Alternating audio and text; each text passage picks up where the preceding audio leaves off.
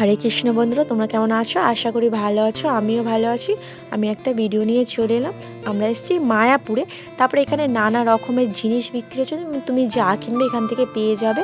আর এখানে গোপী ড্রেসগুলো তো খুবই সুন্দর। আমি মন্দিরের ভেতরে এখনও যাইনি, বাইরে থেকেই তোমাদের মোটসটা দেখাচ্ছিলাম। তারপরে এদিকে আমরা মন্দিরের ভেতরে ঢুকে পড়েছিলাম। আর ওখানে আমরা সবাই খেতে চলে গেছিলাম। আর ওখানে খেতে গেছিলাম আমরা গীতা ভবনে। আর ওখানে সবাই মিলে খেতে, যেদিকে আমার বর, এদিকে আমার বোনের বর, আমার মেজো বোন, এদিকে আমার ছেলে। আর ওখানে দূর দূরান্ত থেকে সব ভক্তরা খেতে চলে এসেছে। আর ওখানে সবাই খেতে বসে পড়েছে। আর ওখানে খেতে গেলে প্রথমে তোমাকে টিকিট কাটতে হবে, টিকিট কেটে লাইন দিয়ে। আর টিকিটের মূল্য ওখানে 50 টাকা। তারপরে দিকে আমাদের দিদি ছিল খিচুড়ি। আর খিচুড়িটা এত সুন্দর খেতে, তোমাদের কি বলবো, মানে খুবই সুন্দর খেতে।